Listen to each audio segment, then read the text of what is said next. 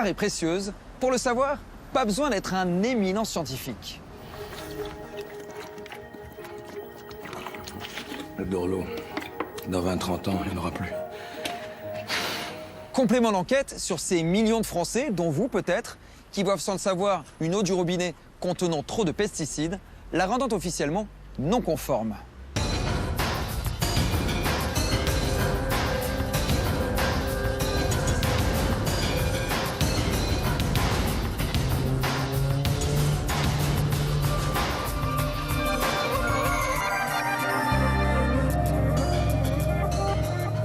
Bonsoir, c'est un dossier qui empoisonne les autorités de santé.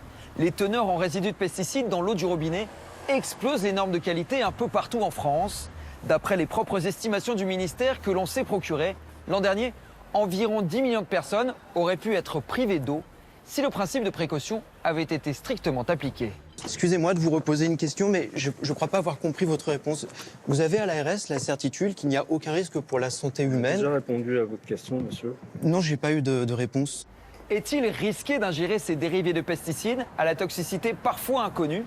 Du gouvernement aux préfectures en passant par les mairies, rares sont ceux qui osent évoquer cette question de santé publique. Voilà.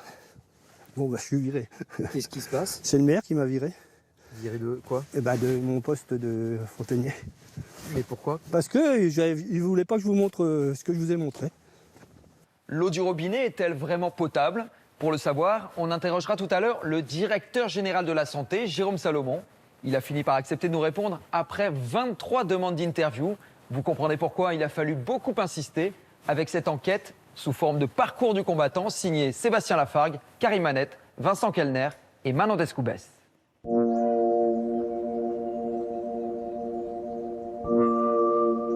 À Asnières-sous-Bois, dans l'Yonne, on n'a pas attendu l'été pour comprendre que l'eau était un bien fragile et précieux. Bonjour.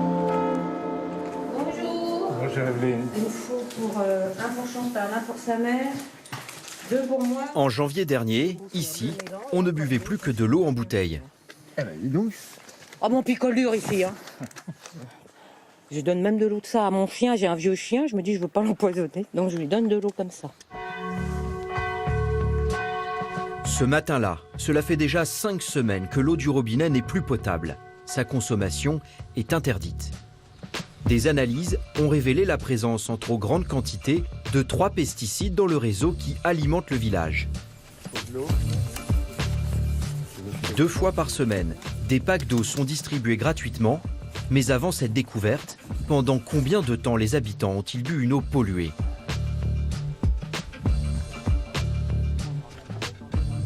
Les pesticides dans l'eau, c'est un problème. Que ça n'ait pas été détecté rapidement, c'est un autre problème.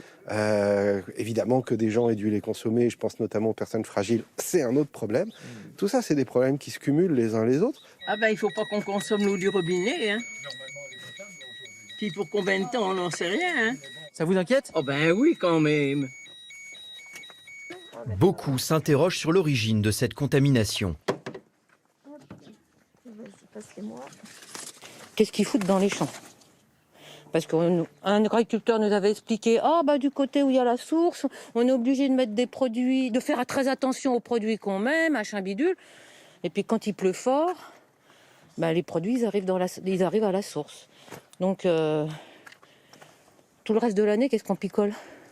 Parce que moi je bois l'eau du robinet, hein. Je fais confiance, je bois l'eau du robinet.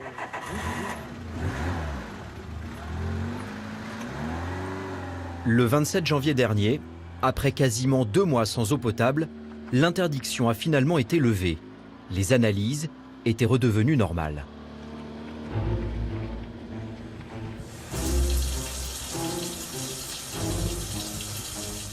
Mais combien y a-t-il d'Asnières-sous-Bois en France? Combien d'habitants boivent une eau polluée, parfois sans même le savoir? Nous avons épluché des centaines de milliers d'analyses sanitaires d'eau potable. Selon nos calculs, en 2021, des pesticides au-delà des limites de qualité ont été détectés dans près d'1 commune sur 4. Le sujet est sensible. Calme-toi, Gérald. Braquez votre caméra ailleurs. Vous énervez pas. Je suis très calme. On arrête là. Une contamination d'autant plus importante qu'on recherche désormais des dizaines de nouvelles molécules. On les appelle les métabolites. Issus de la dégradation des pesticides, on en détecte de plus en plus dans l'eau du robinet. Comment gérer cette pollution qui pourrait concerner des millions de personnes? Les autorités sanitaires semblent dépassées. Évidemment qu'on est dans une situation nouvelle et extraordinaire. Là, maintenant, les laboratoires nous mettent sous le nez toutes ces molécules que la chimie a dispersées dans la nature. Dans la moitié des forages et des réseaux qui sont contaminés, vous imaginez que si à un moment on applique stricto sensus la réglementation, on a à peu près la moitié de la population qui n'a plus d'eau potable. C'est du jamais vu. Pour éviter d'interdire la consommation de l'eau, les autorités se sont-elles arrangées avec le principe de précaution? Elles ont multiplié les textes pour tenter de mettre en place de nouveaux seuils moins restrictifs. Mais sur quelle base scientifique? Vous avez la certitude qu'il n'y a aucun risque pour la santé humaine en laissant cette eau à la consommation? Non, là, j'ai pas eu la réponse. Pesticides et santé publique, chronique d'une incroyable pagaille.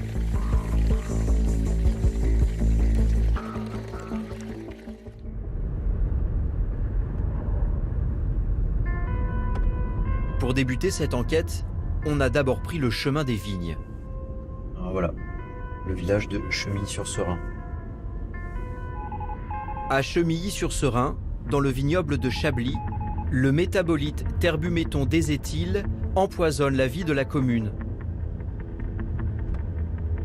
Cela fait plus de 8 ans que les 140 habitants ont interdiction formelle de boire l'eau du robinet.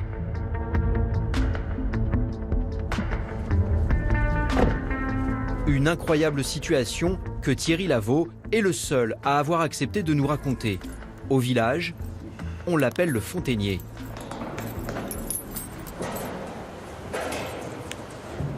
C'est lui qui veille au bon fonctionnement de l'alimentation en eau potable.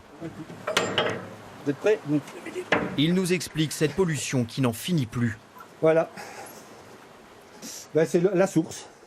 C'est l'eau qui arrive. Qu'est-ce que c'est le problème avec cette eau? Elle est polluée au terbuméthon déséthyle. Parce qu'on fait des analyses et on a commencé à trouver cette molécule-là. Mais c'est un produit, peut-être qu'il est arrivé avant qu'on ne le détectait pas non plus. Parce qu'il y a plein de produits qu'on détecte, si on les recherche, on les trouve, quoi. Le fontainier est aussi vigneron. D'après lui, le terbuméthon, un herbicide de la vigne, a longtemps été utilisé par la plupart des viticulteurs du secteur. Moi en premier. Moi, je reconnais, j'ai mis de ce produit-là. Mais c'est ce qu'on nous vendait. Moi, je pensais qu'on me vendait des produits non nocifs, qu'on n'allait pas retrouver 20 ans après dans la nappe phréatique. Mais on s'est rendu compte que non, c'est pas la meilleure solution. Le terbuméthon a été retiré du marché en 1998. Mais aujourd'hui encore, on détecte sa trace sous une forme modifiée.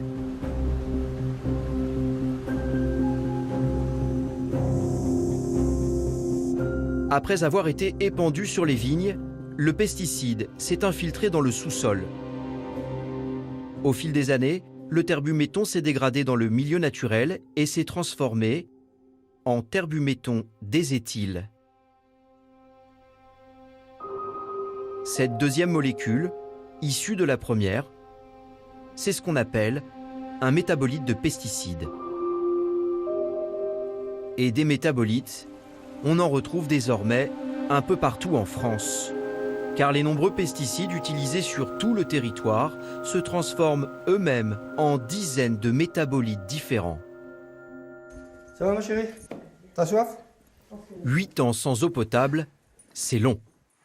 Alors Thierry Lavaux a fini par faire installer dans sa cuisine un deuxième circuit d'eau. L'eau qui coule de ce petit robinet est censée être dépolluée. On ne se rend pas compte, mais c'est une corvée d'aller acheter de l'eau.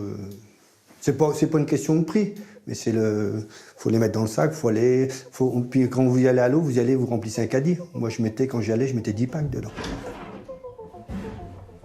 Dans sa cave se trouve ni plus ni moins qu'une station de traitement de l'eau en modèle réduit. Là, la cuisine est juste au-dessus, là c'est l'arrivée d'eau chaude et l'arrivée d'eau froide. Et ça c'est l'arrivée d'eau pour l'osmoseur. Et ça va où tout ça? Et ben ça va au filtre. Alors il y a des filtres à charbon, il y a un pré-filtre avant, et puis il y a un osmoseur. Ils sont là, et puis l'eau une fois qu'elle est traitée, elle est dans ce petit réservoir là. Coût de l'installation, 6 000 € tout de même. Mais à ce prix-là, l'eau est garantie sans pesticides, d'après le vendeur en tout cas. Tout le monde ne peut pas se payer ça, quoi. Sur la commune, tout le monde ne peut pas se payer ça. Il y a des gens qui s'en foutent de boire de l'eau qu'un petit peu de terbulazine ou un petit peu de... Ouais, de pesticides. Il y en a, ça les inquiète pas, quoi.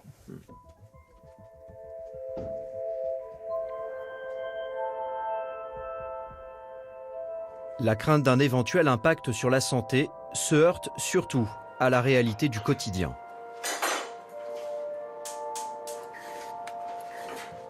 Chez Dan, jeune père de famille, la cuisine se fait toujours à l'eau du robinet, non potable donc.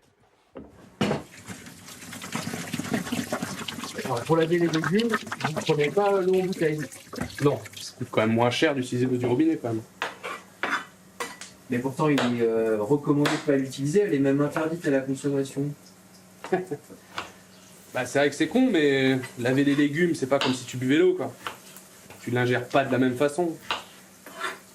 Et c'est compliqué de respecter strictement cette interdiction de consommer l'eau? Bah oui, bah, évidemment. L'eau, t'en bois tous les jours. T'en sers pour tout. Les bouteilles d'eau achetées au supermarché s'accompagnent Léa les réserve en priorité à leur bébé de 8 mois. Il faut toujours, en fait, qu'on anticipe, s'il en reste un tout petit peu, on le garde forcément pour Achille, on fait attention, et puis nous, du coup, on boit de l'eau du robinet. Allez, vite. Eh oui, il se passe rien. C'est bon, chérie, Achille. Le couple a quitté la région parisienne il y a 5 ans pour devenir viticulteur. À la campagne, ils pensaient vivre dans un environnement plus sain. Alors cette question des pesticides dans l'eau les préoccupe. Oh bah, c'est évident qu'à long terme, ça fait forcément quelque chose, vu que les analyses montrent qu'il y a le résidu d'un herbicide, donc c'est que c'est forcément pas anodin. Il faille faire attention en permanence, c'est un problème, c'est une question. Ah oui, j'y pense évidemment, parce qu'on ne sait pas ce que ça peut faire à long terme. Enfin, en tout cas, moi, je n'ai pas les connaissances pour ça non plus. Seulement, on sait que voilà, si elle est non potable, c'est pour une raison. Heureusement que j'ai faim, moi. Dan et Léa ne comprennent pas pourquoi, après tant d'années, il n'y a toujours pas d'eau potable au robinet.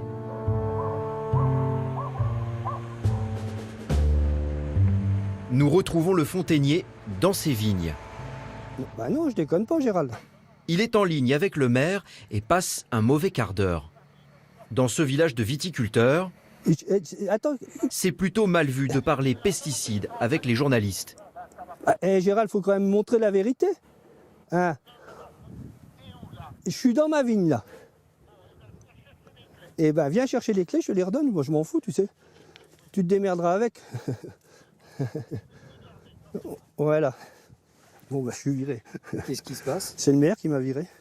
Viré de quoi? Eh ben, de mon poste de fontainier. Mais pourquoi? Parce qu'il ne voulait pas que je vous montre ce que je vous ai montré.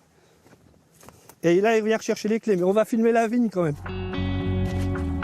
Thierry Lavaux est sensible à la question de l'eau. C'est pour ça qu'il a accepté de nous parler. C'est de l'érodium. J'ai des plantes qui reviennent naturellement. Depuis plus de 15 ans, il n'utilise plus aucun herbicide pour enlever les mauvaises herbes. Il griffe la terre. Et là, griffer, c'est... On passe, c'est des fers, on desserre la terre et ça secoue l'herbe et l'herbe, elle crève. La technique a l'avantage de préserver la ressource en eau potable, mais elle coûte cher aux viticulteurs. Thierry Lavaux dit avoir perdu jusqu'à 30% de rentabilité. Moi, en faisant plus d'herbicide, je suis obligé de labourer entre 3 et 5 fois. C'est plus de travail, c'est plus de main-d'œuvre et c'est plus de temps. C'est moins rentable. Mais c'est une autre façon de voir la terre. Mais alors pourquoi vous avez fait ce choix? Parce que j'ai des petits-enfants, j'ai envie que J'ai envie qu'ils continuent à boire l'eau de notre source, même si elle est polluée. Mais j'ai envie qu'ils en boivent un jour, quoi. Et j'ai envie que ça évolue. Ça lève là. Le maire fait irruption dans notre tournage. Bonjour monsieur. Je te présente 2 journalistes de France 2 qui essayent d'avoir... Priez de ne pas me filmer, s'il vous plaît. Bonjour monsieur le maire. Vous pouvez éviter de me filmer? Calme-toi Gérald. Braquez votre caméra ailleurs. Vous énervez pas. Je suis très calme. J'essaye de vous rencontrer depuis pas mal de temps. Oui, mais moi je veux pas vous rencontrer. Vous voulez pas nous parler? Non, je veux pas vous voir. Au carburant des éthyles. Elle continue à filmer, elle comprend rien celle-là. Mais est-ce qu'on peut vous parler? Bien sûr qu'on est en train de filmer puisqu'on est venu faire un reportage sur la question de la pollution de la source d'eau. La pollution, vous feriez mieux de vous occuper de ce que vous polluez vous. Pourquoi ça dure depuis 8 ans cette pollution? Je suis maire depuis 1 an et demi. D'accord. Alors adressez-vous à l'ancien maire. Enfin, vous reconnaîtrez que c'est quand même compliqué d'installer un tout petit peu de discussion avec vous quand même. Ah ben oui, c'est sûr. En allant voir des gens comme ça et en leur... Des gens comme ça quoi. Dans mon dos, c'est bien. Gérald Villain est aussi le propriétaire d'un des plus gros domaines viticoles de la commune. Les herbicides de synthèse, lui-même y a recours.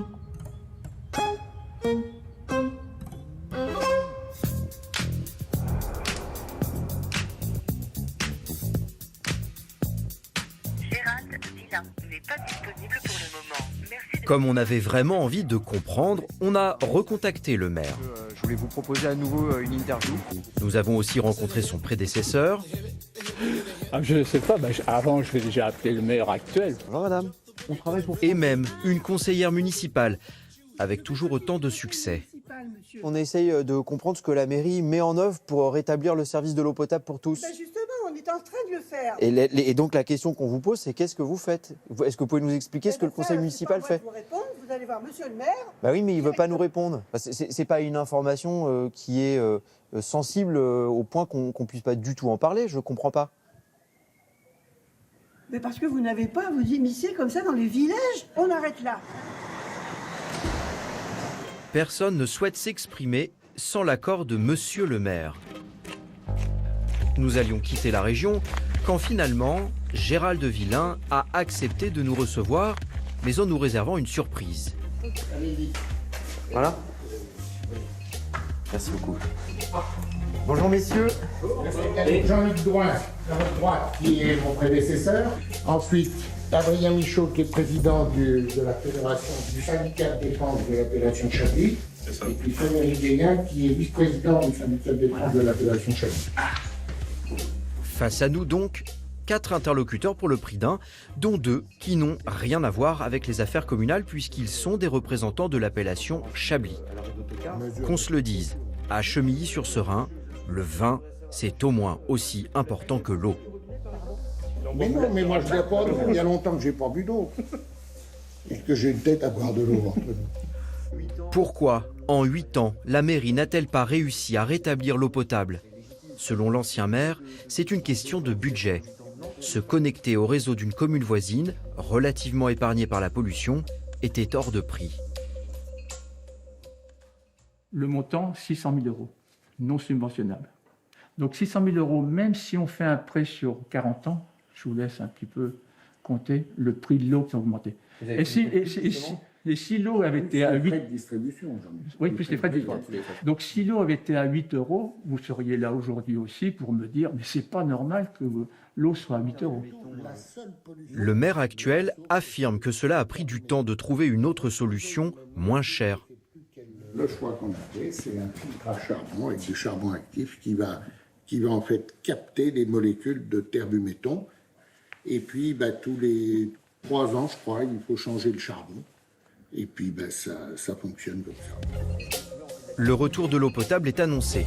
Enfin, pas avant 2023. Coût de l'opération, 300 000 €, dont une partie sera répercutée sur la facture d'eau des habitants. Alors, à l'avenir, ne faudrait-il pas plutôt songer à limiter l'utilisation des pesticides? ne nous a pas attendu pour changer les pratiques agricoles. Notamment, on utilise de moins en moins de pesticides dans les vignes. Il faut savoir aussi qu'il y en a de moins en moins. Le spectre est de plus en plus faible. La viticulture biologique a pris un essor considérable sur l'ensemble de la Bourgogne. Donc il y a vraiment une démarche qui est enclenchée au niveau bourguignon qui est considérable. En attendant, des métabolites sont bien là dans l'eau du village et dans celle de nombreuses autres communes de France. Le problème, c'est que, faute d'études scientifiques suffisantes, on ne connaît pas toujours leurs éventuels effets sur la santé. Alors, en cas de doute sur un métabolite, l'ANSES, l'Agence nationale de sécurité sanitaire, le classe comme pertinent. Cela signifie qu'il y a lieu de considérer qu'il pourrait engendrer un risque sanitaire inacceptable pour le consommateur.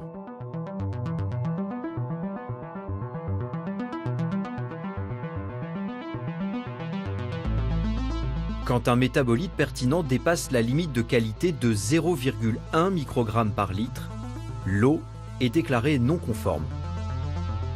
Mais ce n'est pas pour autant que sa consommation est automatiquement interdite. Pour cela, la substance doit atteindre un deuxième seuil, la valeur sanitaire maximale ou Vmax. C'est une fois cette Vmax atteinte que l'on considère qu'il y a des risques pour la santé humaine. Mais pour de nombreuses molécules, les scientifiques n'ont pas assez de connaissances pour déterminer la Vmax. Dans ce cas, si la limite de qualité est dépassée, l'eau peut être interdite à la consommation. C'est en tout cas ce qu'a longtemps préconisé Jérôme Salomon, le directeur général de la santé. Dans cette instruction datée de décembre 2020, il prévoit l'application du principe de précaution sur tout le territoire.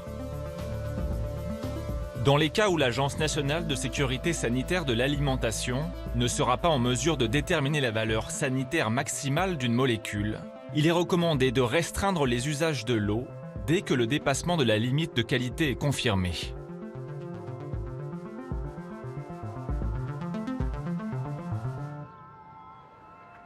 C'est cette recommandation qui s'applique à Chemilly-sur-Serein. Nous allons le comprendre le jour d'un contrôle de la qualité de l'eau. Bonjour Julie. Bonjour. Vous allez bien? Ouais. Et vous, ça va? Ça va. Ça s'est bien passé ce matin? Oui, impeccable. Chemilly-sur-Serein, c'est un village dans lequel vous venez souvent faire des contrôles? Oui, assez fréquemment, 4 à 5 fois dans l'année. Voilà. Le laboratoire travaille pour le compte de l'ARS, l'Agence régionale de santé, qui a la responsabilité du contrôle. Elle est représentée par ses 2 ingénieurs habillés en noir. Bonjour monsieur le maire, ça va? Bonjour monsieur le maire. Bonjour madame. Le prélèvement se déroule chez monsieur le maire.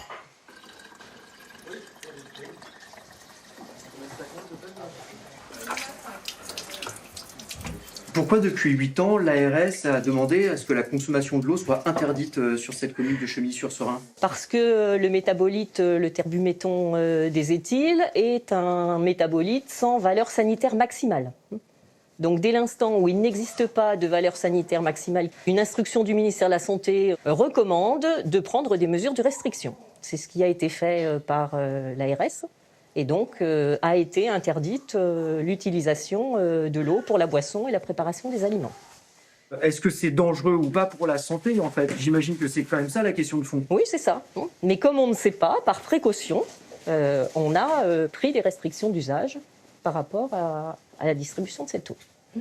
On pourrait nous reprocher plus tard, si on ne le faisait pas, effectivement, d'avoir laissé consommer de l'eau qui peut-être présente un risque sanitaire, ou peut-être pas. C'est de la bonne gestion de santé publique, vous diriez? Oui. C'est notre rôle de l'ARS. On prend la solution la plus sécuritaire. Au revoir. Bonne journée. Bonne journée. Le terbuméthon des éthyles sera mesuré à 0,164 microgrammes par litre, toujours au-dessus de la limite de qualité de 0,1 microgramme par litre. Conformément à la recommandation nationale, l'interdiction de la consommation de l'eau à Chemilly-sur-Serein a été maintenue. Mais lors de notre enquête, nous avons découvert que dans de nombreuses communes, ce principe de précaution n'était pas appliqué.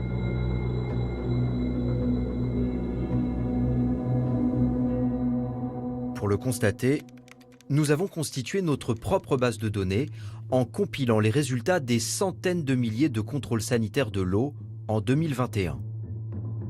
Ils sont publiés pour chaque commune. Nous les avons classés par département, par molécule et par dépassement constaté. Première révélation, 3307 communes, soit près d'1 sur 10, ont connu au moins une fois en 2021 un dépassement de la limite de qualité pour les métabolites sans Vmax.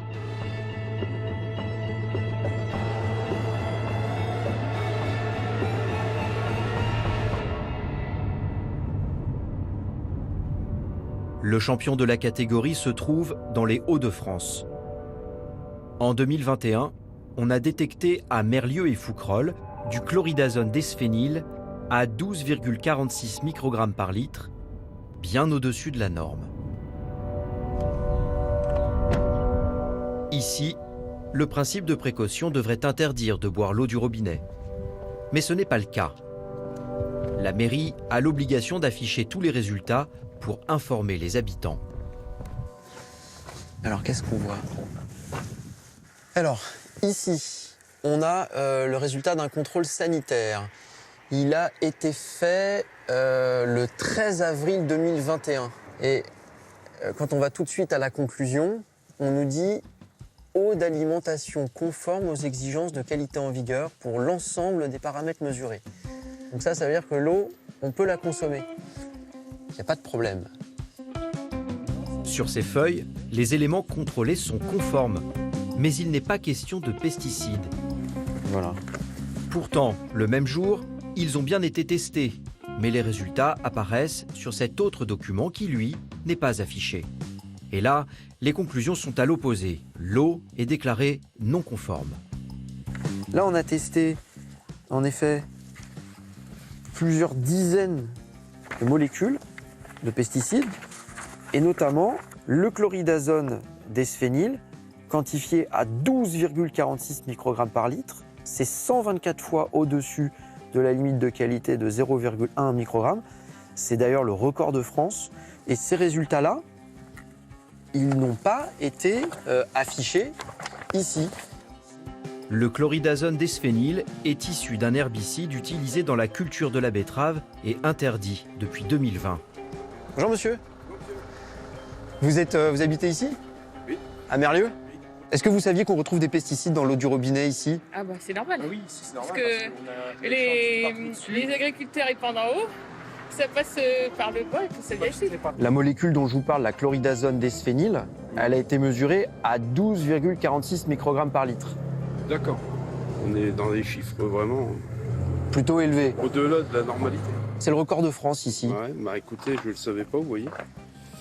Après, en même temps, c'est pas que je m'intéresse pas à ce qui se passe dans ma commune, puisque je suis au conseil. Vous êtes au conseil municipal? Voilà. Mais au sein du conseil municipal, avec le maire notamment, vous en parlez jamais? Je vais être honnête avec vous, non, on n'a jamais abordé le sujet. Mais est-ce que le maire vous a informé qu'il y avait des dépassements aussi élevés? Oui, je suis conseillère aussi. Non. Je vous dis, on n'a jamais eu d'interdit non plus, quoi. Moi, le premier, hein, je vous dis, m'a jamais averti qu'il fallait pas qu'on la consomme, quoi. Forcément, on a contacté le maire. C'était quelques semaines avant sa disparition soudaine. Selon la réglementation, le maire est responsable de la distribution de l'eau. Et on le comprend. Peut-être qu'on peut en discuter ensemble, justement. Olivier Clermont était agriculteur. Mais vous savez, j'étais au courant que vous étiez là. J'ai eu 10 coups de téléphone. Il tient à nous montrer que tous les résultats sont bien à la disposition des habitants. Alors arrêtez, portant sur la chasse. Non,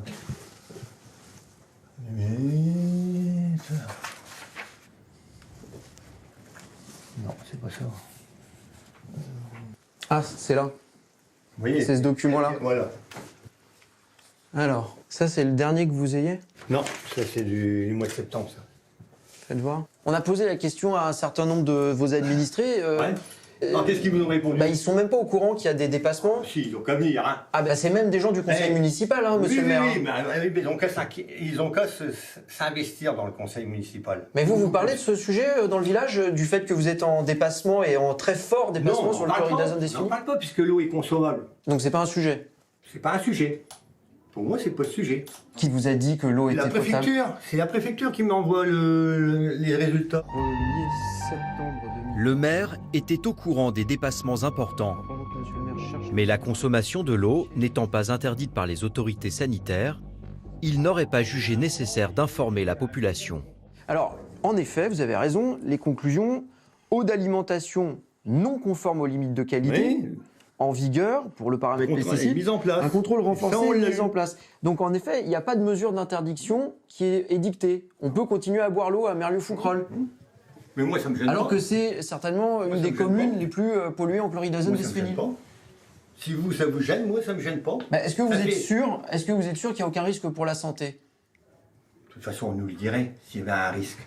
Je pense qu'ils sont pas si bêtes que ça, l'État. Quand vous voyez de l'eau, d'où elle vient... Ce n'est pas le maire qui a décidé d'autoriser la consommation de l'eau du robinet, mais la préfecture. Pourquoi n'applique-t-elle pas le principe de précaution, pourtant recommandé par la Direction générale de la santé? À ce moment-là de notre tournage, en mai dernier, la préfecture de l'Aisne a refusé toute interview, mais nous a fait parvenir cette réponse écrite. Elle stipule que le chloridazone d'esphényl n'a été classé métabolite pertinent que faute de données suffisantes dans l'attente de nouveaux éléments et non en présence d'un risque sanitaire avéré. Elle assure qu'un programme de surveillance renforcé avec contrôle tous les 3 mois a été mis en place. En réalité, les autorités sanitaires sont complètement débordées par des dépassements en métabolites un peu partout en France. En atteste ce courrier daté du 22 décembre dernier, toujours signé de Jérôme Salomon, le patron de la Direction générale de la santé. Une restriction des usages de l'eau pourrait être prononcée sur le seul principe de précaution pour plusieurs millions d'habitants, posant de graves difficultés d'alimentation en eau potable en France, sans que cela soit justifié sur le plan sanitaire.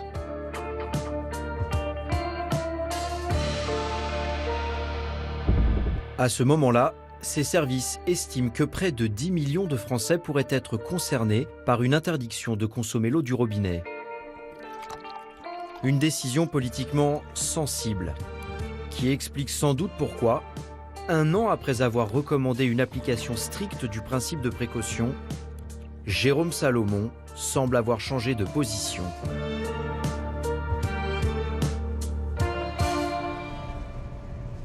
Dans l'Oise, un défenseur de l'environnement s'est emparé de cette question. Bonjour Monsieur Mallet. Bonjour, vous l'avez trouvé facilement? Ouais.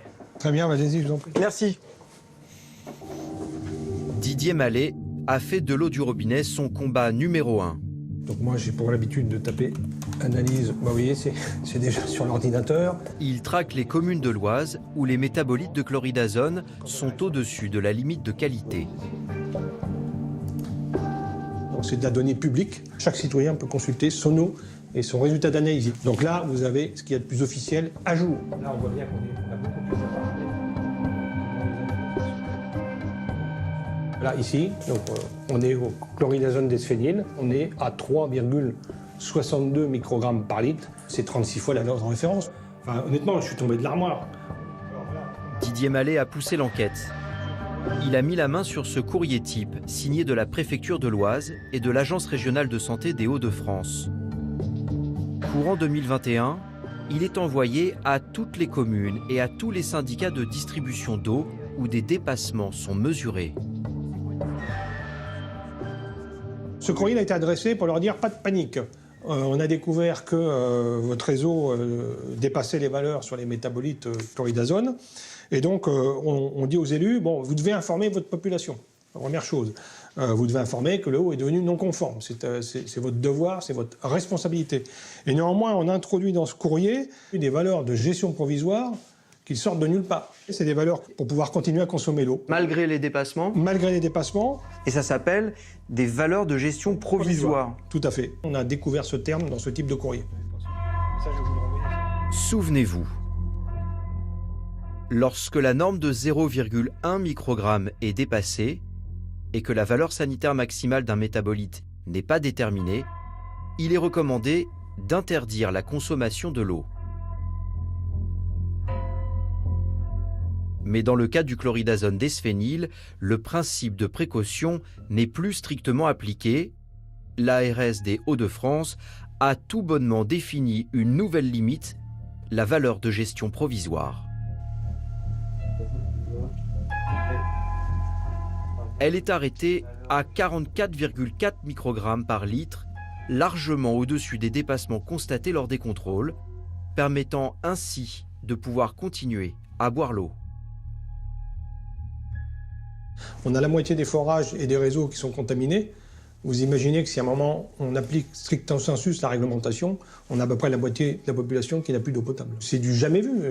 Donc je pense que la situation est grave et qu'elle est aujourd'hui mal gérée. On la gère entre guillemets avec la politique un peu de l'autruche. Moi je suis totalement persuadé qu'effectivement ces valeurs elles ont été introduites pour pouvoir continuer à consommer l'eau et pouvoir entre guillemets gérer la crise. C'est décidé. En mars dernier, il porte l'affaire au tribunal. Le militant écologiste est déterminé. Il veut obtenir des restrictions de l'usage de l'eau, au moins pour les personnes les plus fragiles. Bon, je suis venu avec mon gros dossier. Mon gros dossier de l'eau potable. La stratégie de son avocate est claire. La justice doit prononcer l'illégalité de cette valeur de gestion provisoire. Un peu déroutante parce qu'elle ne correspond pas, j'ai envie de dire... J'ai un petit souci quand même avec cette notion de valeur de gestion provisoire, puisqu'on ne la retrouve pas dans les textes. On est d'accord, on l'a retrouvée nulle part. On la retrouve nulle part, on la retrouve pas dans les règlements, on la retrouve pas dans les décrets, pas dans la loi, pas dans le code de la santé publique. Donc j'aimerais savoir effectivement ce que la préfecture entend par cette valeur de gestion provisoire. Donc pour moi, la problématique, elle est là, puisque derrière tout ça, il ne faut pas perdre de vue que c'est vous, c'est moi, voilà, qui consommons exactement. Est-ce qu'on joue d'une certaine façon avec la santé des gens ? Très honnêtement, si moi, si j'étais habitante de l'Oise, je ne consommerais pas l'eau. Très clairement. Non. Parce qu'effectivement, lorsqu'il y a un doute, on doit appliquer le principe de précaution. Au revoir, à la prochaine. Merci. L'audience aura lieu quelques semaines plus tard. Entre-temps, nous essayons d'en savoir plus sur cette valeur de gestion provisoire. Sur quelle base scientifique a-t-elle été définie ? Est-elle suffisamment protectrice de la santé des populations ? Nous aurions aimé poser ces questions à la préfecture de l'Oise, qui a signé les courriers autorisant le maintien de la consommation de l'eau. Il n'y aura pas d'interview. Comment expliquer ce refus d'interview ? Je ne commande pas cette décision. Et l'Agence nationale de sécurité sanitaire, que pense-t-elle de cette valeur de gestion provisoire, elle qui n'a pas pu déterminer le seuil de dangerosité des métabolites de chloridazone, la fameuse Vmax. Vous êtes là. Bonjour. L'ANSES a accepté de nous répondre par visioconférence, mais sans visio. En ligne, le numéro 2 de l'agence. Mais est-ce que vous diriez, comme l'Agence régionale de santé des Hauts-de-France, qu'il n'y a aucun risque à boire cette eau qui contient des métabolites de chloridazone, pourvu qu'on reste en dessous des 44,4 microgrammes par litre? Est-ce que vous diriez qu'il n'y a aucun risque pour les consommateurs en buvant cette eau?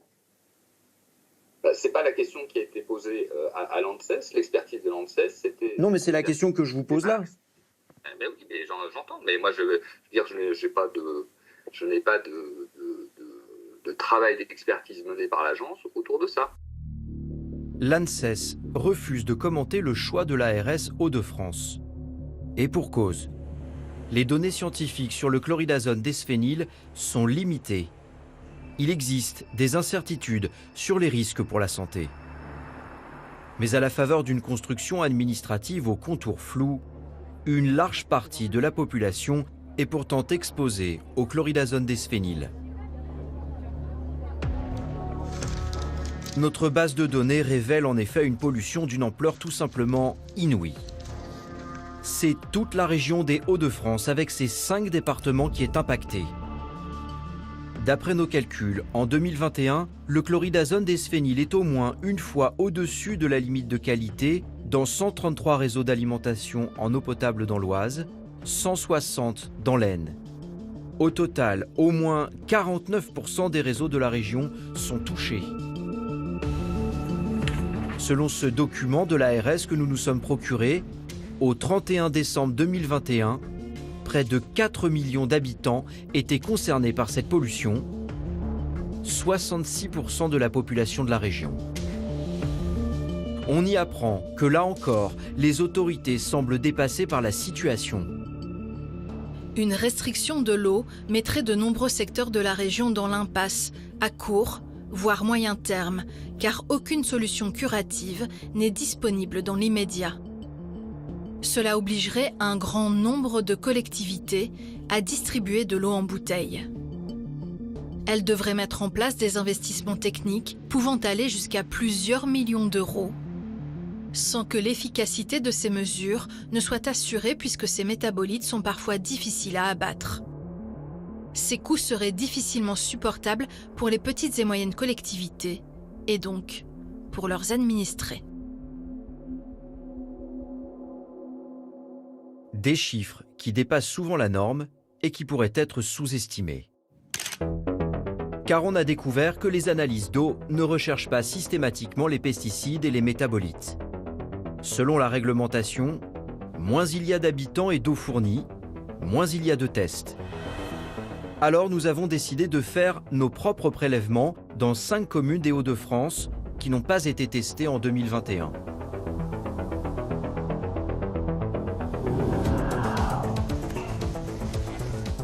Nous avons travaillé avec un laboratoire agréé pour le contrôle sanitaire des eaux. On fait des prélèvements chez les habitants pour savoir exactement ce qu'il y a dans l'eau du robinet. Vous accepteriez qu'on vienne? Bon, bah, c'est gentil, alors on vous suit. Merci beaucoup. On la boit sans problème, quoi. Ici, elle est fraîche, elle est...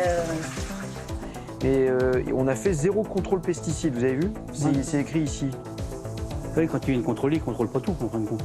C'est ce qu'on peut comprendre. Oui, d'accord. Ok, d'accord. Oh, l'eau du robinet, on ne sait pas ce qu'il y a dedans, réellement. C'est parti, on prélève. Et de 2. Pour chaque prélèvement, nous avons suivi scrupuleusement le protocole qui nous a été indiqué. Maintenant que vous êtes venu me voir, c'est vrai qu'on va se poser la question, quoi. Est-ce que vraiment il n'y a pas de risque? On va les envoyer pour analyse et puis on va essayer de savoir si oui ou non on retrouve des pesticides dans ces échantillons. Merci beaucoup encore.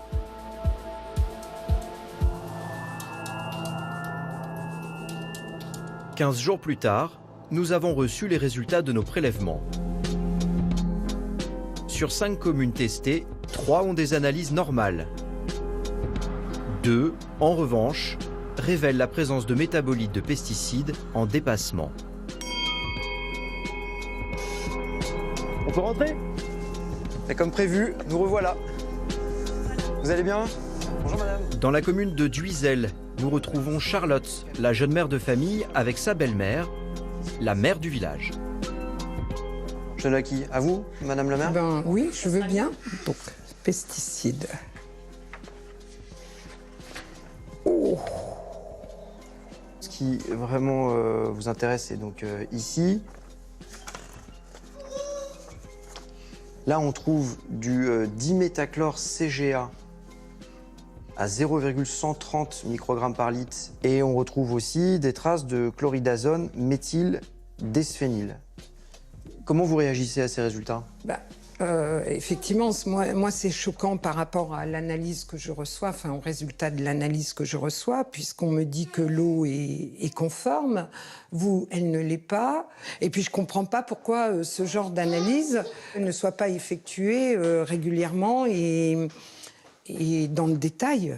Je comprends pas. Est-ce qu'il y a 2 poids 2 mesures ? En fait, les analyses sur le paramètre pesticide, elles sont en fonction du nombre d'habitants et du débit de la source. Donc s'il n'y a pas beaucoup d'habitants et un débit de source qui est faible, il n'y a pas beaucoup d'analyses. Donc nous, la ruralité, c'est pas grave, quoi. Même si on peut avoir des problèmes à la suite de la présence de pesticides, quelle importance? On est peu nombreux. C'est ça, en gros. C'est la réaction que ça vous inspire? Oui, enfin attendez, voilà, effectivement, on a un petit débit, c'est une petite commune, mais pour autant, enfin, tout ce qui concerne la santé, elle a son importance pour tout le monde. C'est complètement anormal, quoi, c'est injuste, c'est révoltant même. En tout cas, si de prochaines analyses confirment la présence de métabolites dans l'eau, il faudra peut-être la dépolluer. Ce sera compliqué et coûteux. À Amiens, Didier Mallet, le militant écologiste, attend la position du tribunal sur la valeur de gestion provisoire, celle qui permet de ne pas interdire la consommation d'eau, malgré des taux trop élevés de chloridazone d'esphényl. Bonjour Anne-Sophie, comment allez-vous? Ça va? Pour le juge, aucun texte ne l'interdit. C'est validé juridiquement. Mais qu'en est-il d'un point de vue scientifique?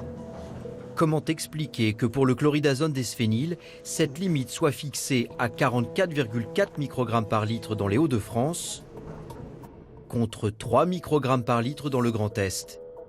Certaines régions seraient donc beaucoup plus protectrices que d'autres. À la fin de l'audience, nous interrogeons l'ARS des Hauts-de-France qui, jusque-là, n'a pas donné suite à nos demandes d'interview. Une question, pourquoi l'ARS ne... Si vous souhaitez une interview, monsieur... Je souhaiterais juste poser une question. Mais pas ici. Vous avez la certitude qu'il n'y a aucun risque pour la santé humaine en laissant cette eau à la consommation? Non, là, j'ai pas eu la réponse. Excusez-moi de vous reposer une question, mais je ne crois pas avoir compris votre réponse. Vous avez à l'ARS la certitude qu'il n'y a aucun risque pour la santé humaine? J'ai déjà répondu à votre question, monsieur. Non, j'ai pas eu de réponse. Et là, je vous pose la question, est-ce que vous pouvez simplement nous répondre? La caméra est là, c'est une vraie question qui concerne les populations. Je crois qu'il y a plusieurs millions de personnes qui sont concernées. Est-ce que l'ARS a la certitude qu'il n'y a aucun risque pour les populations en la laissant consommer cette eau? Quelle est votre position? Comme ça a été évoqué tout à l'heure, on a développé une méthodologie d'analyse des risques pour permettre de gérer la situation transitoirement dans l'attente d'une position nationale qui est maintenant assez proche. À ce stade, effectivement, on ne peut pas indiquer un risque pour la santé. Et vous pouvez l'affirmer avec certitude, à 100%? C'est ce qu'on indique pour l'instant, monsieur. Je l'ai déjà dit à plusieurs reprises, en fonction de l'ensemble des données qui nous sont mises à disposition par les autorités scientifiques, par les autorités sanitaires. On mettra en place ce que ces données-là nous permettront de faire dès lors qu'elles seront stabilisées. On va arriver là. D'accord, très bien. Pour mettre fin à ce grand désordre, la Direction générale de la santé a demandé l'avis du Haut Conseil de la santé publique, un comité d'experts. L'un de ses membres, Yves Lévy, est le seul à avoir accepté une interview. Ce comité a estimé que la méthode retenue pour fixer le seuil du chloridazone d'esphényl à 44,4 microgrammes par litre ne reposait pas sur une démarche scientifique suffisamment rigoureuse. Il préconise plutôt de suivre l'Allemagne, plus avancée sur le sujet. Elle fixe, au grand maximum, la limite à 3 microgrammes par litre. La stratégie scientifique qui est en train de se mettre en place au niveau européen et qui est déjà utilisée en Allemagne et sur laquelle je pense que ça serait bien que l'ensemble des pays européens se calquent, elle est basée sur un travail scientifique qui a été mené il y a pas mal d'années, qui consiste à avoir pris plein de molécules d'avoir calculé toute leur toxicologie et d'avoir cherché quelle était la valeur minimale qui permettait de protéger les gens quand on ne connaissait rien. Et donc, d'appliquer cette méthode qui aboutira à des valeurs de 0,1, de 1 ou de 3. C'est clair, 0,1, 1 ou 3. C'est pas 10, 12, 44, c'est 0,1, 1 ou 3. Et donc les gestionnaires de l'eau, c'est-à-dire les responsables des communes, devront faire en sorte que l'eau soit conforme à ces valeurs. Si l'eau n'est pas conforme, en attendant, ils devront donc distribuer de l'eau potable aux populations. Finalement, à l'issue de notre tournage, une nouvelle instruction est publiée pour tenter de fixer un cadre clair et guider les autorités sanitaires en cas de dépassement. Le 15 juin dernier, le directeur général de la Santé, Jérôme Salomon, propose de suivre l'avis du Haut Conseil de la Santé publique.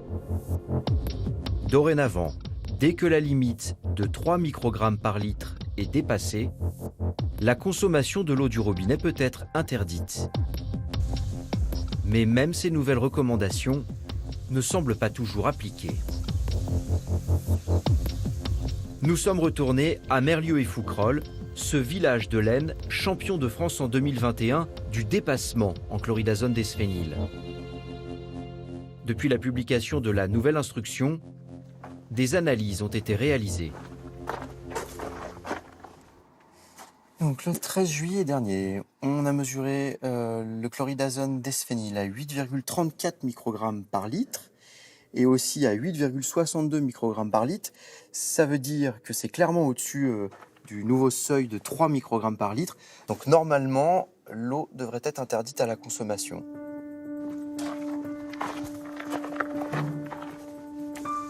À première vue, on pourrait le penser. Certaines poubelles du village débordent de bouteilles en plastique. L'eau est interdite dorénavant à Merlieu et Fouquerolles ? Non, pour l'instant, apparemment, elle est encore potable. Il n'y a pas d'interdiction.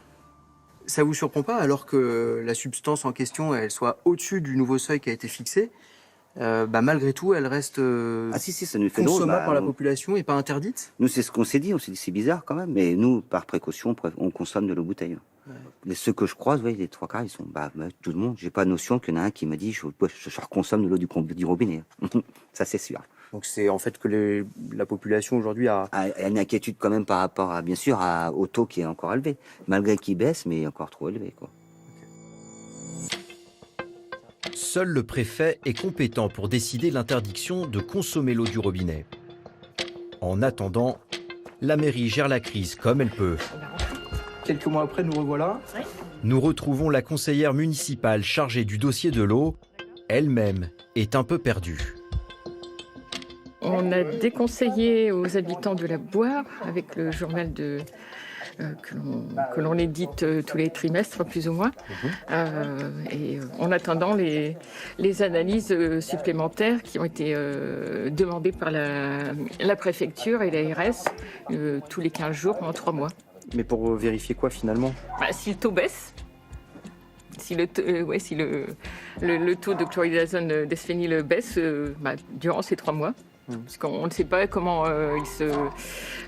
il s'en va de l'eau. On ne sait pas trop. Merlieu et Fouquerolles est loin d'être un cas isolé.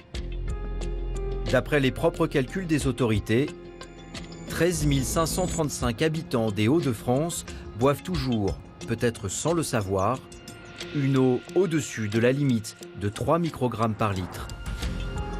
Le département de l'Aisne est le plus impacté, comme l'indique ce document rédigé par l'Agence régionale de santé.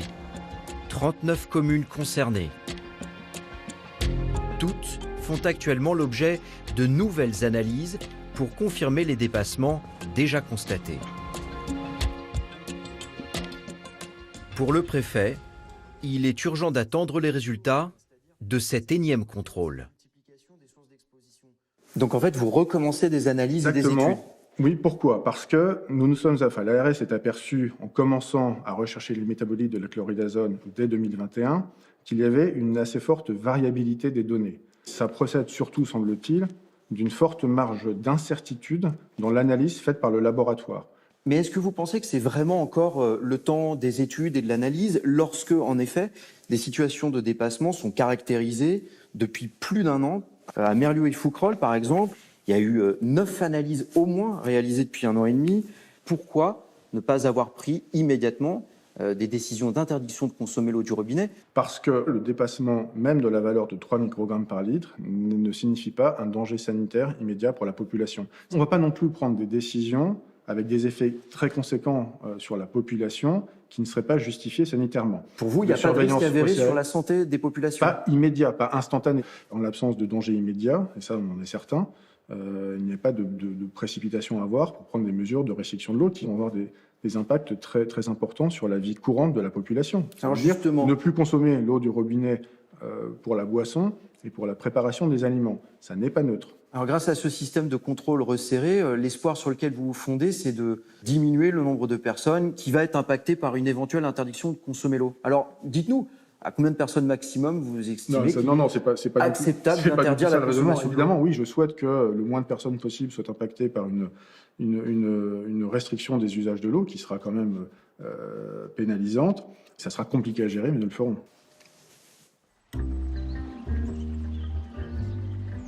Certaines communes pourraient donc être bientôt privées d'eau potable. Elles devront dépolluer, des chantiers à plusieurs centaines de milliers d'euros et des factures d'eau qui ne manqueront pas de s'alourdir. Tout au long de cette enquête, nous avons tenté d'interviewer la Direction générale de la santé sur ces questions. Mais nos demandes répétées ont été refusées. Et voilà pour cette enquête de Sébastien Lafargue et Karim Manette. Et finalement, au bout du suspense, vous êtes là, monsieur Jérôme Salomon, directeur général de la santé. Quelle histoire quand même pour vous interviewer. Écoutez, merci pour votre invitation et bravo pour ce reportage que je trouve très informatif, très clair. Pour que les gens se rendent compte, on a mis à l'écran là les 23 demandes d'interview de notre journaliste Sébastien Lafargue là, depuis le mois de mars-avril, des coups de téléphone, des SMS, des mails à votre secrétariat et même un appel sur les réseaux sociaux et pour finir par vous convaincre. Non, regardez, je suis avec vous. D'abord, vous savez que vos téléspectateurs le savent aussi, on a eu quand même un printemps et un été assez chargés quand même avec les vagues de Covid, l'arrivée du virus monkeypox et un certain nombre d'autres grandes difficultés cet été avec les canicules, les incendies. Et puis on vous a répondu à plusieurs reprises par écrit, mais c'est encore mieux de pouvoir répondre directement face à vous et c'est un plaisir. On a le sentiment quand on voit notre enquête qu'il y a un peu de cafouillage parfois de la part des autorités. Est-ce que vous le reconnaissez ou non? Alors non, moi je trouve que votre enquête, elle montre plusieurs choses très importantes. Premièrement, l'eau, c'est notre bien le plus précieux et sa qualité est extrêmement contrôlée. Deuxièmement, et c'est quand même important aussi pour rassurer les Français, une immense majorité des Français a accès et boit de l'eau potable, et moi je bois de l'eau du robinet aussi, de qualité, et donc ça c'est aussi un sujet... On a pu vérifier, vous avez une petite gourde d'eau du robinet. J'ai une petite gourde, exactement. Et évidemment, je bois de l'eau du robinet. C'est parce qu'il vous l'a donné juste avant, ou vous le faites au quotidien? Non, je le fais au quotidien, je vous rassure. Et surtout, un troisième point que vous avez parfaitement démontré, l'ensemble des données, et elles sont extrêmement nombreuses, est accessible puisque vous avez constitué votre propre base de données avec les données municipales et les données régionales. Et ça mais quand on met bout à bout toutes ces données, c'est assez effrayant, justement. Alors, c'est surtout très riche. Ça peut paraître effrayant. C'est surtout très riche et très informatif. 33 000 points de captage sur le territoire national, c'est considérable. Plus de 300 000 analyses et donc 17 millions de paramètres d'analyse disponibles chaque année et en plus en open data. Donc, et justement, quand on met bout à bout tous ces paramètres, c'est ce qu'ont fait nos collègues de France Info, on le voit à l'écran, on se rend compte que 8 959 communes, soit environ 1 sur 4, sont concernées par des dépassements en résidus de pesticides. C'est un chiffre qui recoupe celui de nos collègues du Monde qui ont également publié une grosse enquête cette semaine, voilà, où on se rend compte qu'environ 20% de la population serait concernée par des dépassements en métabolites de pesticides dans l'eau potable, et même vos propres chiffres que l'on a trouvés dans des documents internes de la Direction générale de la santé ne sont pas plus rassurants.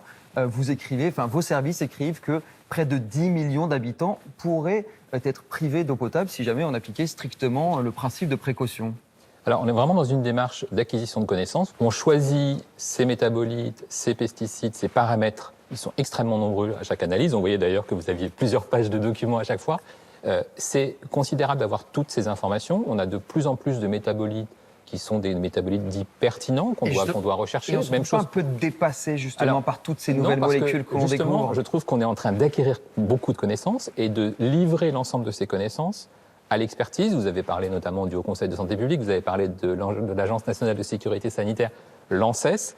Et plus on aura ces éléments, plus on aura ces éléments d'exposition, plus on acquérera des connaissances sur les éventuels impacts, plus on pourra agir. Et vous avez vu qu'en plus, on agit vite. La question, c'est que fait-on en attendant? Est-ce qu'il faudrait appliquer strictement le principe de précaution? Je vous propose de réécouter cette interview de cet employé de l'ARS de Bourgogne qui nous explique ceci. Comme on ne sait pas, par précaution, on a pris des restrictions d'usage par rapport à la distribution de cette eau.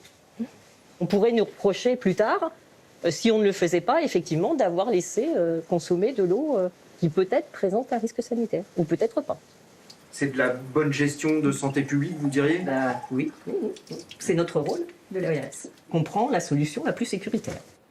Elle a raison, il faudrait couper l'eau dès qu'on est au-dessus de 0,1 microgramme par litre. On a cette valeur de 0,1 qui est une valeur limite de qualité, qui est une valeur européenne, les 0,1 microgrammes par litre. Vous avez parfaitement démontré cette petite ligne rouge sur votre verre. Et dès qu'on les dépasse? Dès qu'on les dépasse, ça veut dire qu'il faut agir. Ce n'est pas un sujet de sanitaire, ce n'est pas un sujet toxicologique, ce n'est pas un sujet de risque pour la santé, mais c'est un premier niveau de signal qui est de dire il faut mettre en place des mesures, il faut se poser la question de l'exposition, d'où vient cette pollution, de contrôler de façon plus renforcée le point de captage, de mettre en place des mesures préventives, de mettre en place des mesures correctives. Et couper l'eau éventuellement, comme ça l'a fait en Bourgogne? Parce que tout dépend évidemment du contexte, tout dépend du métabolite concerné, mais surtout, et vous l'avez bien démontré, il y a des métabolites ou des résidus de métabolites pour lesquels on n'a pas une autre valeur qui est bien supérieure, et qui est la valeur sanitaire. Mais là, comment se fait-il qu'en fonction des régions, on n'agit pas de la même manière, avec un même métabolite? Typiquement, là, c'est le terbuméthon des éthyles dont il s'agit.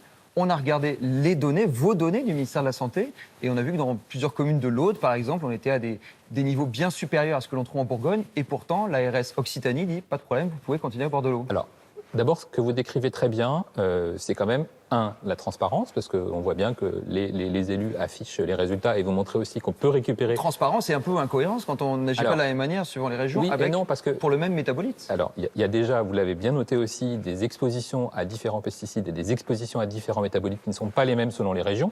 Et ça, c'est lié aux usages. Donc c'est logique, c'est-à-dire que les produits utilisés ne sont pas les mêmes dans les régions. Ça, c'est important de le rappeler. Là, en l'occurrence, il s'agit du même métabolite en Occitanie et en Bourgogne, et on n'agit pas de la même manière. Alors, là encore, vous avez noté, c'est une gestion territoriale, donc il faudra regarder quel est le plan de gestion de chaque point de captage et quelles sont les interactions entre le maire et le préfet. Mais c'est une gestion territoriale et c'est un cadre réglementaire harmoniser européen. tout ça. Vous, en tant que directeur général de la santé, vous dites quoi concernant le terbuméthon des éthyles? Qui a raison? Est-ce que c'est l'ARS de Bourgogne qui dit il faut couper l'eau, ou l'ARS de l'Occitanie qui dit oui, on peut s'arranger, vous pouvez continuer à boire de l'eau? Non, mais très clairement, il y a une instruction nationale et les agences régionales de santé, elles sont en lien étroit avec mes équipes et elles échangent très régulièrement. Et donc, il y a vraiment elles ne s'interprètent pas de la même manière vos instructions, visiblement. Non, mais c'est pas une question d'interprétation, c'est une question vraiment de connaissance locale. Et quand vous avez cité d'ailleurs les différences régionales, les normes sont les mêmes au niveau national. Il n'y a pas de sujet là-dessus. Je me permets de vous reposer une question parce que je ne comprends pas bien la réponse. Est-ce que vous, en tant que DGS, directeur général de la santé, vous comprenez qu'on applique votre instruction, le principe de précaution dans une région, la Bourgogne, et vraisemblablement pas en Occitanie? Je crois très sincèrement, pour échanger très régulièrement avec les directeurs généraux d'ARS, que tout le monde est attentif à ce sujet. Donc, pour un même métabolite, pour un même dépassement, on prend deux mesures différentes. Il faudra demander spécifiquement au maire, au préfet et à l'ARS qu'est-ce qui s'est passé dans le hameau que vous citez et que je ne connais pas. Mais logiquement, il n'y a pas de différence d'interprétation et il y a une réglementation nationale et des normes nationales qui sont en train de se mettre en place. Si vous étiez directeur de l'ARS d'Occitanie, vous couperiez l'eau ou pas? Eh bien, il faut lui demander. Et vous, si je demande à vous? Comme je ne suis pas directeur de l'Occitanie et que je n'ai pas le dossier, je ne vais pas vous répondre. Mais vraiment, je pense que les choses sont claires et personne n'est en train de jouer une région versus une autre. Nous, on est vraiment dans une logique d'acquisition de connaissances, de transparence et de gestion au cas par cas des situations. Alors, on l'a vu, il y a des divergences territoriales, il y a parfois aussi des divergences dans le temps. Et on voulait savoir, qu'est-ce qui s'est passé entre le Jérôme Salomon qui, en décembre 2020, préconisait de restreindre les usages de l'eau dès que le dépassement de la limite de qualité était confirmé. Et un an plus tard, le même Jérôme Salomon qui nous dit tout l'inverse, une restriction des usages de l'eau pourrait être prononcée sur le seul principe de précaution pour plusieurs millions d'habitants, posant de graves difficultés d'alimentation en eau potable en France, sans que ce loi soit justifié sur le plan sanitaire. Eh bien, c'est un progrès. En fait, là, vous le présentez de façon étrange, mais c'est un progrès. Pourquoi? Vous vous êtes rendu compte que ça allait être un peu compliqué de faire toutes ces restrictions que vous préconisiez? Non, on a avancé. Je vous explique pourquoi. En décembre 2020, on a mis en place cette instruction qui d'ailleurs était attendue, puisque je vous rappelle que la précédente était de 2010, donc on ne change pas toutes les 5 minutes. Et donc, on met en place cette phrase que je signe toujours, on doit agir sur l'eau dès qu'on a une non-conformité, donc dès que la limite de qualité est dépassée. Et ce que je dis en décembre 2021, quand je saisis le Haut Conseil de santé publique, c'est aidez-nous à mettre en place des valeurs sanitaires. Pourquoi ? Parce que, justement, ce que vous avez bien décrit, tant qu'on n'a pas cette valeur sanitaire, on est dans une espèce d'entre-deux. Du coup, c'est quoi le critère ? C'est un critère sanitaire qui prévaut ou c'est plutôt le critère il ne faut pas que ce soit trop compliqué qu'on coupe l'eau à des millions et millions de personnes. Non, c'est vrai que c'est compliqué de couper l'eau à des gens. Vous savez combien l'eau est un bien précieux. On a l'impression que le critère logistique est devenu aujourd'hui primordial. C'est un critère évidemment. C'est l'impression que ça donne quand on lit vos documents. Non. C'est une décision lourde de couper l'eau. On voit bien d'ailleurs quand vous dans votre reportage, se retrouver sans eau au robinet, c'est devenu très compliqué pour les habitants. Mais ce n'est pas la question. La question pour moi, elle est de saisir les experts du Haut Conseil, et l'ANSES travaille aussi beaucoup, pour nous aider à définir des valeurs sanitaires. Parce qu'à partir du moment où on aura des valeurs sanitaires, on aura justement cet écart que vous avez décrit avec votre verre d'eau, entre la première limite, qui est une limite d'action, de tiens, il se passe quelque chose, il faut qu'on regarde, il faut qu'on agisse, il faut qu'on réduise, et la limite sanitaire qui est de dire là, il y a un problème pour la santé, et donc ça évite les difficultés qu'on a en disant mais est-ce que le niveau qu'on observe, qui d'ailleurs peut être variable, doit faire ou pas restreindre l'usage de l'eau. Est-ce qu'aujourd'hui, vous pouvez dire à nos téléspectateurs qui habitent dans les régions concernées, je rappelle les chiffres hallucinants, on est à 4 millions de personnes pour la seule région des Hauts-de-France qui boivent une eau avec plus de 0,1 microgramme par litre de chloridazone d'esphényl. Est-ce que vous pouvez leur dire ce soir, il n'y a pas de souci, vous pouvez boire votre eau du robinet, vous n'aurez jamais aucun problème? Alors ça, on peut dire jamais en médecine n'existe pas. Mais quand on dit, quand on est au-dessus de 0,1, c'est qu'il y a un problème de qualité. Ce n'est pas un sujet pour la sécurité. Ça, ils l'ont bien compris. Maintenant, quand on est au-dessus du 3 valeurs sanitaires, on a potentiellement un risque pour la santé. Et c'est clair, et c'est dit, et c'est écrit. Donc, et pourtant, on a toujours accès à l'eau potable dans certaines communes. De façon informée, avec les autorités qui sont mobilisées. Donc, à Merlieu et Fouquerolles, qu'on soit clair, si vous étiez maintenant préfet de l'Aisne, vous coupez l'eau dans ce village ou pas? Il faut demander 1 au maire, 2 au préfet et 3 à l'ARS. Et 4 au directeur général de la santé. Non, parce que justement, chacun a son rôle. Mais je crois vraiment. Mais vous préconisez quoi? Mais je ne préconise pas. Nous, on fait des instructions nationales. Donc, on ne va pas aller derrière chaque préfet ou derrière chaque ARS. Ils ont parfaitement compris. On se parle très régulièrement. Après, il y a des décisions locales qui dépendent des contraintes locales. Donc, ce qu'il a très bien expliqué d'ailleurs, c'est la variabilité des résultats. Ça, c'est un vrai sujet. Ce sujet est émergent. Les techniques de dosage sont compliquées. On peut vérifier. Là, en l'occurrence, ça fait plus d'1 an qu'on est bien au-delà des 3 microgrammes par litre. Donc, décision locale, plan de gestion territoriale avec l'accord de l'ARS, et ils vont probablement fortement évoluer. On voit bien d'ailleurs qu'ils ont changé de... Est-ce que vous, si on vous disait que l'eau qui est dans votre petite gourde à côté de vous venait de Merlieu et Fouquerolles, est-ce que vous la boiriez? Mais très honnêtement, c'est pas un poison. C'est-à-dire qu'en fait, il faut aussi qu'on soit attentif à ça. Il ne faut pas qu'on fasse peur aux gens. Il peut y avoir une présence d'un pesticide au-dessus d'un dosage. C'est l'exposition chronique, c'est ça qui est gênant. L'exposition chronique. On ne sait pas très bien d'ailleurs quel est l'impact d'une exposition aux pesticides de longue durée. Ça dépend de la dose, ça dépend de la personne, ça dépend de beaucoup de choses. Des interactions notamment, on a interrogé là-dessus Xavier Coumoul, vous le connaissez sans doute. Il est professeur en toxicologie, c'est une référence. Il a participé à l'expertise de l'INSERM sur l'effet des pesticides sur la santé. Voilà. Et on l'écoute. Le danger, il est probable, quel que soit le type de métabolite, parce que ce sont des molécules qui sont étrangères à l'organisme. Le risque, il est difficile à évaluer. Et surtout, ce qu'il faut bien comprendre, c'est que vous parlez de plusieurs métabolites. Donc, on peut être exposé à des cocktails de molécules. Et de ce fait, l'effet cocktail, lui, il est très, très peu caractérisé en termes de risque sanitaire. C'est ça le problème, c'est ce qu'on appelle l'effet cocktail, l'exposition à plein de métabolites. C'est tout ce que, d'abord, votre expert est très clair, mais tout ce que vous avez décrit, c'est-à-dire, est-ce que de boire un verre pose problème? Probablement pas. Ensuite, il y a l'exposition chronique, il y a votre âge, il y a votre pathologie, il y a est-ce que vous ne prenez qu'un seul pesticide, plusieurs pesticides ou d'autres molécules d'ailleurs qui participent. Tout ça est en cours d'acquisition de connaissances. C'est un domaine totalement nouveau, la toxicologie. Il y a vraiment, on a un effort de transparence, un effort de pédagogie, mais il faut aussi savoir dire qu'on ne sait pas. Et donc, objectivement, quel sera l'impact sanitaire d'une exposition chronique aux pesticides sur une telle ou telle population? Objectivement, il faut être capable de dire qu'on ne sait pas parce qu'on a besoin de temps pour comprendre le mécanisme d'action 1 des métabolites. C'est hyper inquiétant quand on vous écoute dire on ne sait pas. Il y a beaucoup de choses qu'on ne sait pas en médecine. Vous savez, je crois qu'on maîtrise à peu près 1% de... Et quand on ne sait pas, il ne faudrait pas appliquer strictement le principe de précaution. Mais c'est vraiment ça. C'est-à-dire qu'en fait, il y a objectivement une politique générale, et vous l'avez noté, qui ne dépend pas que du ministère de la Santé, de prise de conscience au niveau européen, de réglementation européenne. Il y a une logique aussi de réduction des expositions. Est-ce qu'aujourd'hui, c'est juste la manifestation, la preuve qu'on a fait n'importe quoi pendant 30 ans en balançant des molécules chimiques de synthèse un peu partout et on en paye aujourd'hui les conséquences? Je ne sais pas si je me poserais en arbitre de ce qu'on a fait, de ce qu'on n'a pas fait. Je crois qu'il y a des usages multiples de produits chimiques dans l'ensemble de l'activité humaine. La seule chose, c'est qu'il faut, être conscient de ce qu'on utilise, les molécules, quelles sont-elles et à quoi servent-elles et est-ce qu'elles ont un impact sur la santé. Donc on est vraiment dans une logique de prévention, d'information du public et de réduction d'exposition. C'est une réduction des risques. Vous l'avez peut-être entendu, cette semaine, il y a une tribune qui a été signée par 82 associations. Nous ne pouvons plus dire que nous ne savions pas. Ce sont des organisations qui demandent l'interdiction des pesticides de synthèse et l'interdiction immédiate de tous les pesticides de synthèse dans les aires d'alimentation de captage en eau potable. Est-ce que ça peut être une bonne idée?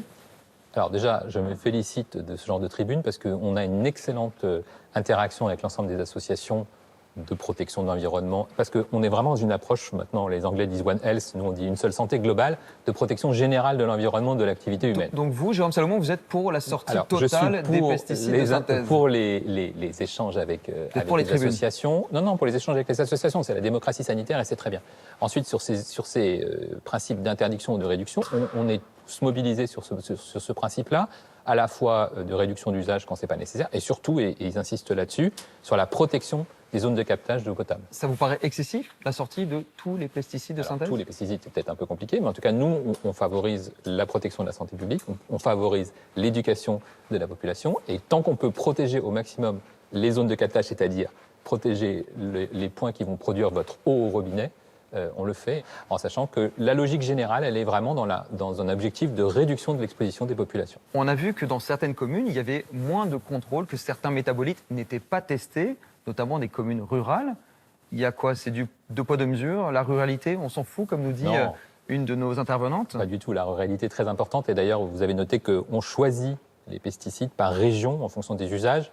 Donc chaque région s'adapte aux usages et évidemment est très attentive aux territoires ruraux. Mais moins il y a d'habitants, moins il y a de débit d'eau et moins en contrôle, c'est ça? Effectivement, la contrainte sur des petites communes, elle est moindre parce qu'on ne peut pas leur demander de faire des prélèvements tout le temps, parce qu'on voit bien aussi que c'est lourd. Oui, mais peu d'habitants qui boivent une eau non contrôlée, c'est trop d'habitants. Alors, elle est quand même contrôlée à des rythmes réguliers, mais là aussi, on est très attentif à la protection des points de captage, et c'est ça le plus important, c'est de dire aux habitants des zones rurales qu'ils doivent être très attentifs à leur zone de captage. Vous allez maintenant contrôler les points de captage dans lesquels on a trouvé des dépassements ignorés par les autorités de santé? Je m'assurerai effectivement que la gestion territoriale est faite, mais j'en suis persuadé parce que les maires, on le voit, sont évidemment très très préoccupés, la population évidemment. Donc on est toujours en soutien de l'ensemble des acteurs pour protéger la population.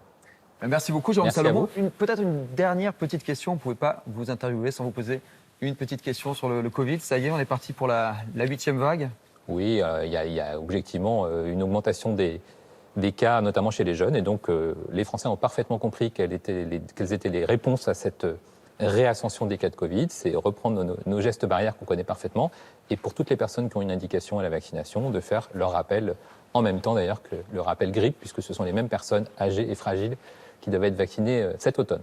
Eh bien, merci beaucoup, Jérôme Salomon, d'avoir répondu à toutes nos questions ce soir. Merci beaucoup à vous. Merci à vous tous de nous avoir suivis. Si vous voulez en savoir plus sur le sujet, vous pouvez vous rendre sur notre site franceinfo.fr. Nos collègues Brice Leborgne et Alexandre Lechenet ont mis en place notamment une base de données, un moteur de recherche qui vous permettra de savoir si votre commune est concernée par ces dépassements en résidus de pesticides. Vous pouvez également lire l'enquête du Monde publiée sur le sujet cette semaine. Merci beaucoup à Hugo Plagnard et Séverine Lebrun à la rédaction en chef, Caroline Durand à la préparation des plateaux, Nicolas Ferraro à leur réalisation. Excellente soirée sur France 2.